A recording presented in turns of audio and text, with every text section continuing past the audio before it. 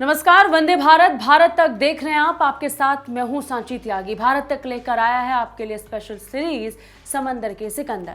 भारतीय नौसेना प्रतीक है उस हौसले का जो कभी टूटता नहीं है। परिस्थितियां चाहे जैसी हों, संसाधन चाहे जितने कम हो, भारतीय नौसेना का जज्बा कभी मार नहीं खाता है। इतिहास में भारतीय नौसेना के अस्तित्व में आने से लेकर आज तक भारतीय नौसेना सिर्फ मजबूत हुई है। हर दौर में नौसेना जिंदाबाद रही है।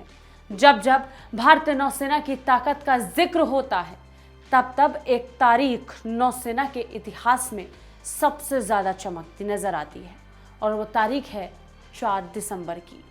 4 दिसंबर जब भारतीय नौसेना दिवस मनाती है।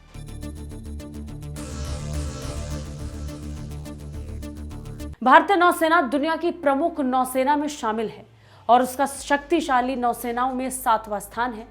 भारतीय नौसेना कैसे काम करती है, उसके संगठन में अधिकारियों के क्या काम है और अधिकारियों के क्या रैंक है, आज इसी के बारे में हम आपको बता रहे हैं। इसमें भी नौसेना के बैच बेहद खास हैं, जिनके डिजाइन से अधिकारियों के रैंक के बारे में भी बताया जा सकता है। World directory of modern military worship की रिपोर्ट के मुताबिक भारतीय नौसेना दुनिया में 7वीं सबसे बड़ी नौसेना है।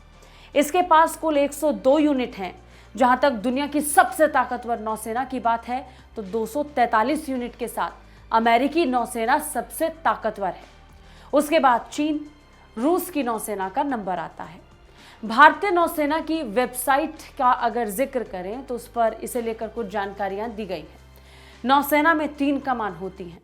भारतीय नौसेना के 2 ऑपरेशनल कमान हैं और एक प्रशिक्षण कमान है।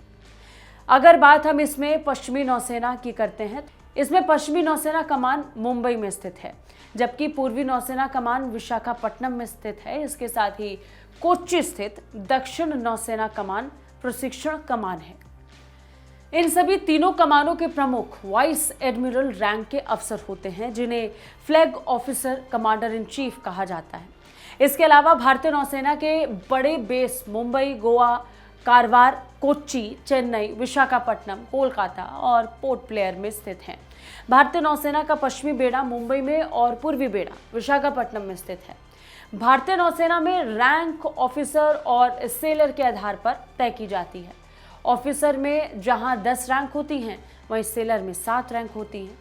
सबसे पहले जानते हैं कि ऑफिसर में कौन से रैंक होते हैं। इसमें सबसे पहले आते हैं एडमिरल।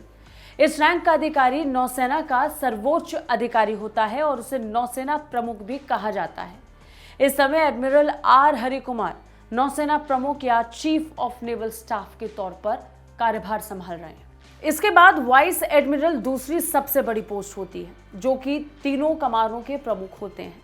इसके अलावा प्रिंसिपल स्टाफ ऑफिसर, डीजी और कंट्रोलर्स पद पर इस स्तर के अधिकारी तैनात किए जाते हैं।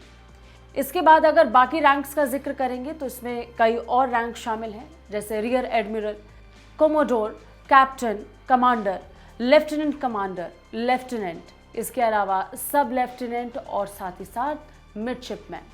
और इसके बाद आती है सेलर कैटेगरी, जिसमें पहले है मास्टर चीफ पेटी ऑफिसर फर्स्ट क्लास, फिर आते हैं मास्टर चीफ पेटी ऑफिसर सेकेंड क्लास, चीफ पेटी ऑफिसर और साथ ही साथ लीडिंग रेट।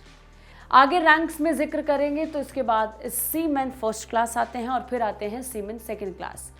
भारतीय नौसेना अपने पराक्रम के लिए पूरी दुनिया में मशहूर है और इस बात को पूरी दुनिया ने स्वीकार कर लिया है कि ये भारत अब गुलाम भारत की बेड़ियों से कब का आज़ाद हो चुका है। सिर्फ इतना ही नहीं, भारत के पास अब कुछ बाकी है तो बस वो हौसला है जिससे चीन और पाकिस्तान जैसे दुश्मन देश खौफ खाते हैं। भारत तेजी से आगे बढ़ रहा है। भारतीय नौसेना तेजी से खुद को सशक्त बनाने की तरफ बढ़ रही है। लक्ष्य निर्धारित कर लिया है कि साल 2047 तक भारतीय नौसेना पूरी तरीके से आत्मनिर्भर हो जाएगी और हथियारों के लिए किसी अन्य देश पर निर्भर नहीं रहेगी। कैसी लगी रिपोर्ट कमेंट करके जरूर बताइए। बाकी रक्षा और विदेश मामलों से अपडेट रहने के लिए देखते रहिए भारत तक। जय हिंद।